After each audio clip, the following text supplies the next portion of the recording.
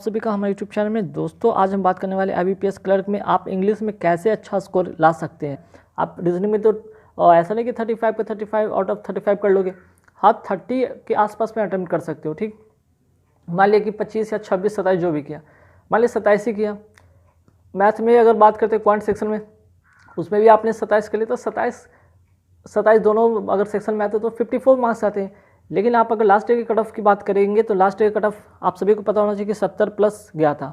अब ऐसे में 54 ही मार्क्स अभी हैं। ठीक, और ऐसे में आपके पास अभी और चाहिए कितना, 70 से ऊपर लाने के लिए 16 प्लस मार्क्स। और 16 प्लस मार्क्स कौन दिलाएगा, ये इंग्लिश दिलाएगा।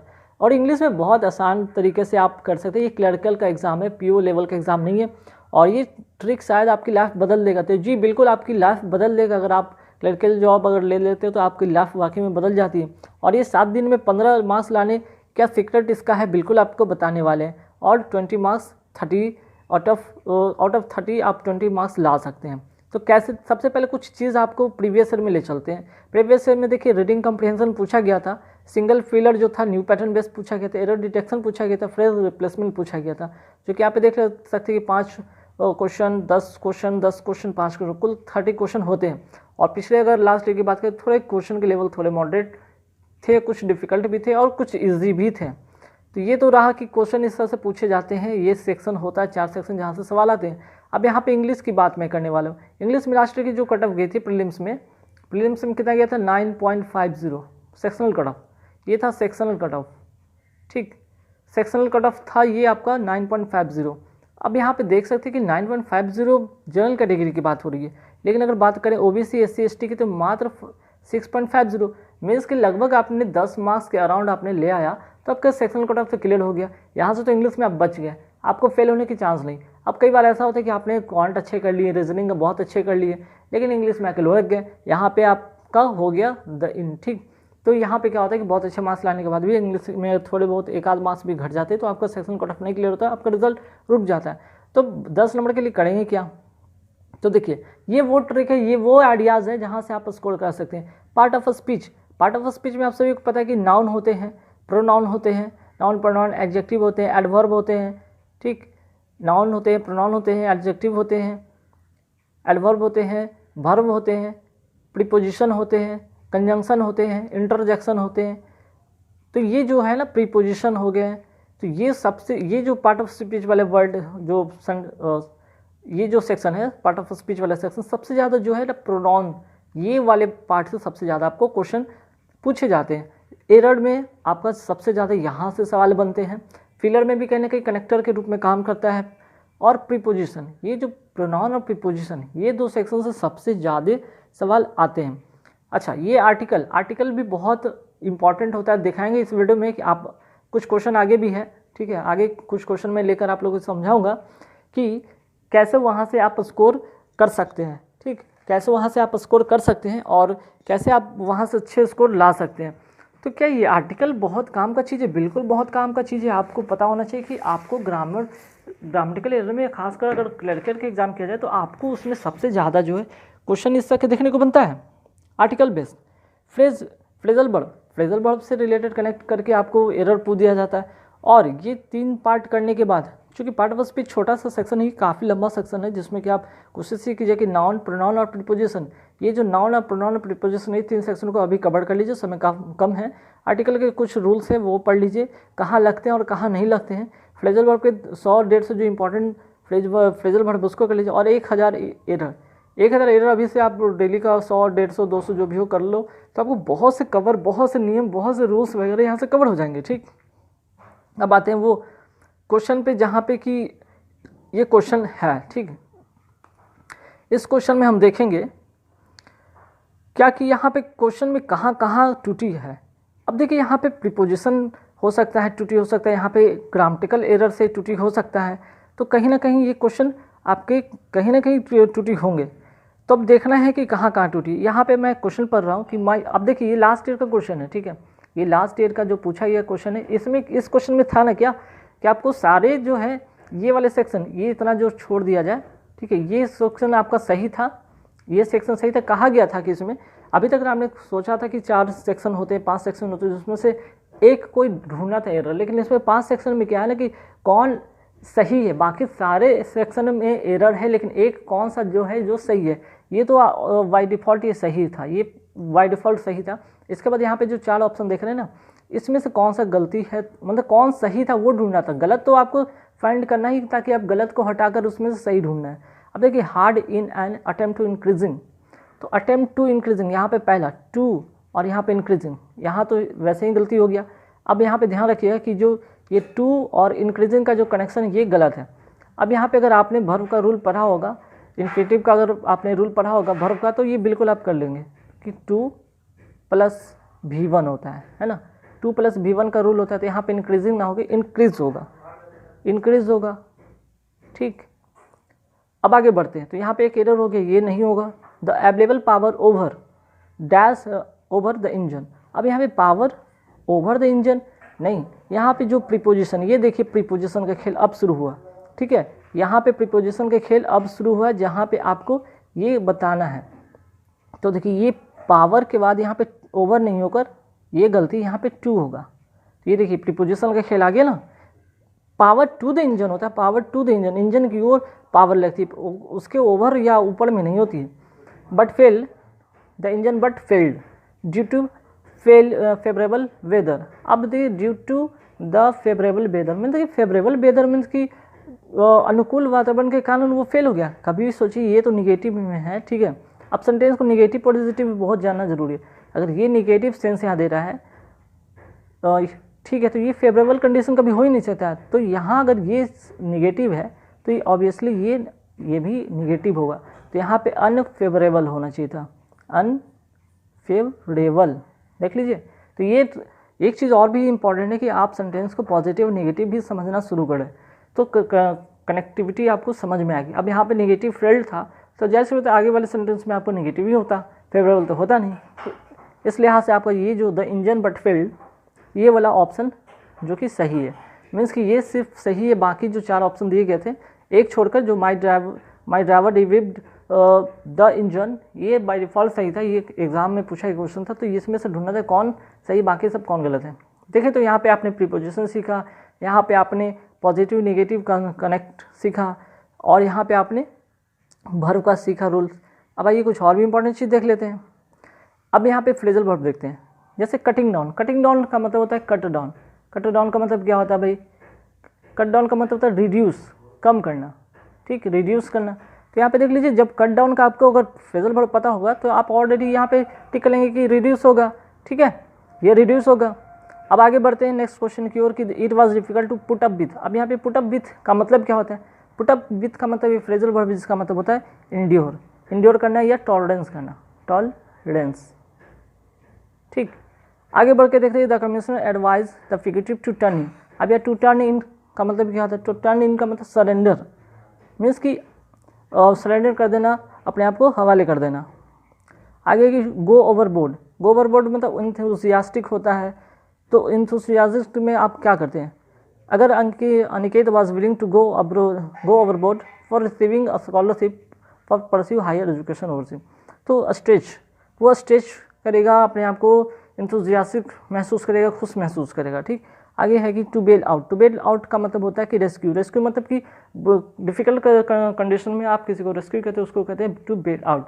अब देखिए यहाँ पे फ्रेजल वर्ड से भी कितने अच्छे कनेक्टर आपको जुड़े। तो यहाँ पे फ्रेजल वर्ड अगर आपने 200 300 अगर आपने रख लिए तो यहाँ से ऑटोमेटिक आपका फ्रेजल वर्ड भी आपका क्लियर हो जाएगा। तो गाइस कैसे लगी वीडियो हमें कमेंट करके बताइए। वीडियो अच्छी लगी तो लाइक कीजिए, शेयर कीजिए, अभी तक मेरे चैनल को सब्सक्राइब नहीं तो प्लीज़ सब्सक्राइब कीजिए। Thank you very much. IBPS clerk notification 2021 के रिगार्डिंग सबसे पहले यहाँ पे कुछ बात करेंगे, जैसे कि यहाँ पे नंबर ऑफ वैकेंसीज के बारे में बात करेंगे, प्रीवियस ईयर कट ऑफ के बारे में बात करेंगे, ऑनलाइन जो है स्टार्ट जो होगा उसकी टेंटेटिव डेट के बारे में बात करेंगे, प्रीलिम्स कब हो सकता है, मेंस कब हो सकता है, इसके बारे में बात करेंगे। साथ ही साथ जो 30 सितंबर को, ठीक है, 30 सितंबर को फिनांस मिनिस्ट्री के द्वारा जो आया है नोटिस, ठीक है, कि जो एग्ज़ाम होल्ड किया गया था, जो नोटिफिकेशन रिलीज़ होने के बाद जो एग्ज़ाम यहाँ पे जो ऑनलाइन को होल्ड किया गया था, ठीक है, उस होल्ड करने के पीछे का कारण क्या था उसके बारे में यहाँ पे डिस्कस करेंगे, ठीक। और नंबर ऑफ़ वैकेंसीज जो कि एक्चुअल में कितने हैं 5830, और यहाँ पे मैं बता रहा हूँ 10,000 के आसपास में, वो क्यों, इसके बारे में बात करेंगे, ठीक है। तो इतना तो मान लीजिए कि यहाँ पे सबसे पहले कि नंबर ऑफ वैकेंसीज जो होगा वो 10,000 के आसपास में होगा। आप वीडियो का आगे देखेंगे तो आपको पता चलेगा क्यों। अगर हम बात करें ऑनलाइन स्टार्ट कब से होगा तो 7 अक्टूबर से या उसके बाद से बिल्कुल यहाँ पे स्टार्ट होगा, क्योंकि 30 सितंबर को जो है यहाँ पे जो मिनिस्ट्री ऑफ फाइनेंस की तरफ से एक नोटिस आया, जिसके बाद आप मान सकते हैं कि इसका जो है जल्द ही यहाँ पे ऑनलाइन स्टार्ट होने वाला है। ठीक है, यहाँ पे साफ तौर पे लिखा गया था कि फिनांस जो ministry of finance recommends holding clerical requirement जो यहाँ पे बात की गई थी, जिसके वजह से उसमें लैंग्वेजेस के जो इशू हुआ था उसको लेकर यहाँ पे होल्ड किया गया था। अब वो चीज़ जल्द ही क्लियर होगा और ऑनलाइन स्टार्ट होने की संभावना है। प्रीलिम्स की अगर माने तो अगर अक्टूबर में, अगर ये 7 अक्टूबर के बाद से स्टार्ट हो रहा है तो डेफिनेटली ये फर्स्ट या सेकंड वीक में इसका प्रीलिम्स होगा और एंड नवंबर या फर्स्ट वीक ऑफ दिसंबर इसका जो है मेंस पेपर हो जाने हैं। ठीक है, वहीं साथ ही साथ बात करेंगे कि इसका जो है कट ऑफ जो होगा क्या रह सकता है। इसमें मिनिमम जो है मैक्सिमम स्कोर जो होते हैं उसमें आपको, ठीक है, आपको जो है एक कम से कम जो मिनिमम जो कट ऑफ होता है सेक्शन वाइज उसमें कितने लाने होंगे, साथ ही साथ आपको मैक्सिमम कितने स्कोर करने होंगे। ठीक है, और ये जो यहाँ पे वैकेंसी 10,000 की बात हो रही है वो कब बढ़ जाता है, इंक्रीज होता है कब, at the time of appointment. हालांकि इसकी इस बार की जो 2020 की वैकेंसीज टोटल कितनी 5,830, लेकिन जो आपकी जो अपॉइंटमेंट होंगे, ठीक है, सिलेक्शन के वक्त उसमें देखिएगा कि आपको वहाँ पे इंक्रीजमेंट वैकेंसीज को देखने को बनेगा। जैसा कि पिछली बार भी क्या हुआ था, पिछली बार भी यही हुआ था ना कि आपका जो है 1557 वैकेंसीज आया था, रिलीज हुआ था, तो बहुत ही कम था, देखकर सभी परेशान हो गए थे। फिर बाद में 1,000 और बढ़ा तो 2557 हो गया। फिर जब यहाँ पे अपॉइंटमेंट के वक्त हुआ, अलॉटमेंट के वक्त हुआ, तो वहाँ पे देख सकते हैं वैकेंसी 8,000 प्लस हो गई थी। ठीक है, डेफिनेटली यहाँ भी आपकी जो 5,830 की वैकेंसी लगभग 10,000 के अराउंड में हो सकता है। ठीक है, अब यहाँ पे कुछ कट ऑफ के बारे में बात करेंगे, लेकिन उसके पहले सबसे पहले जो यहाँ पे देख सकते हैं कि ministry of finance recommends holding clerical requirements for public sector bank in 13 regional languages along with Hindi and English. यहाँ पे कहने का मतलब 13 जो है लैंग्वेज है में अब आपको एग्ज़ाम कंडक्ट कराए जाएंगे, जिसमें कि जिस स्टेट से जिस लैंग्वेजेस में एग्ज़ाम देना है वो दे सकते हैं। इसमें साथ ही साथ 2 लैंग्वेज जो कि रहेगा वो इंग्लिश और हिंदी साथ में साथ। ठीक है, तो कुल मिलाकर यहाँ कितने हो जाएंगे 15, है ना। तो यहाँ पे देख सकते हैं कि पोस्ट किया गया कब का 30 सितंबर 2021 को। ठीक है, PIB दिल्ली। ठीक, तो चलिए यहाँ पे बातें तो समझ आए कि 13 लैंग्वेजेस होंगे जिसमें आपके इंग्लिश और हिंदी भी इंक्लूड रहेंगे। और यहाँ पे साफ तौर पे जैसा कि यहाँ पे होल्ड कर दिया गया था जो नोटिफिकेशन रिलीज हुआ था उसके बाद, क्योंकि यहाँ पे जो लैंग्वेजेस की इशू हुई थी, बहुत सारे स्टेट में ऐसे भी कैंडिडेट थे जिनको इंग्लिश या हिंदी में पर्टिकुलर एग्जाम देने में उनको दिक्कत होती थी। उनको लेकर यहाँ पे फिलहाल मिनिस्ट्री की तरफ से एक नोटिस जारी किया गया कि भाई इसको एग्ज़ाम को भी फिलहाल होल्ड करते हैं, इस नोटिफिकेशन का ऑनलाइन को होल्ड करते। जैसे ही इसकी जो चीज़ें प्रक्रिया सारे कंप्लीट होते हैं डेफिनेटली जल्दी ही इसकी ऑनलाइन स्टार्ट होगा। ठीक है, चलिए आगे बढ़ते। तो इम्पॉर्टेंट चीज़ है कि नोटिफिकेशन आप सभी को पता था कि रिलीज़ जो हुआ था यहाँ पे IBPS क्लर्क, ठीक है, 11, ठीक है, वैकेंसीज ऑफ 2022 एंड 23। जैसा कि नोटिफिकेशन रिलीज हुआ था आप सभी को पता है, इसके बारे में ज़्यादा बात करेंगे नहीं। तो आगे क्या है यहाँ पे, आगे जो इम्पोर्टेंट जो बातें हैं वो क्या है, यहाँ पे section wise cut off, section wise cut off की बात करेंगे। ठीक है, तो देखिए यहाँ पे क्या होता है, टोटल 100 क्वेश्चन होते हैं। ठीक है, 100 क्वेश्चन होते हैं, कैसे कैसे पर्टिकुलर होते हैं आप देख सकते हैं। जैसे English numerical ability, reasoning ability, इसमें कितना टोटल होता है 30 क्वेश्चन होते हैं, है ना। 30 क्वेश्चन होते हैं 30 मार्क्स के लिए, 35 क्वेश्चन होते हैं 35 मार्क्स के लिए। रीजनिंग एबिलिटी 35 क्वेश्चन 35 मार्क्स के लिए, 100 क्वेश्चन होते हैं। ठीक है, और सभी में क्या होते हैं 20 मिनट्स के आपके समय मिलते हैं। 20 क्या मिलते हैं, समय मिलते हैं। पर्टिकुलर सेक्शन में, पर्टिकुलर सब्जेक्ट में आपको 20 समय मिलते हैं, 20 मिनट्स हर सेक्शन में पर्टिकुलर मिलेंगे। तो अब क्या है कि आपको क्या लगता है कि ये जो हर सेक्शन में इस तरह का जो आप मार्क्स लाते हैं 6.25, तो ठीक है आप क्लियर कर गए।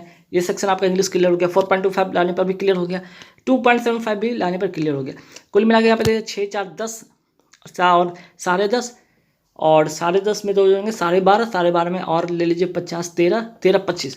तो 13-25 में आउट ऑफ 100 में आपका तो मिनिमम क्राइटेरिया फुलफिल कर लिए कि चलो भाई इस सेक्शन को भी आप क्लियर कर लिया, इस सेक्शन को भी, इस सेक्शन को भी। लेकिन 100 में क्या इतना से बात बनेगा, नहीं, 100 में तो इतना से बात बनेगा। 100 में 70 प्लस से बात बनेगा। हर स्टेट में देख लीजिएगा, लगभग मैक्सिमम स्टेट में आपको 70 प्लस ही कट ऑफ रहेगा। ठीक है, जनरल कैटेगरी की बात मैं कर रहा हूँ।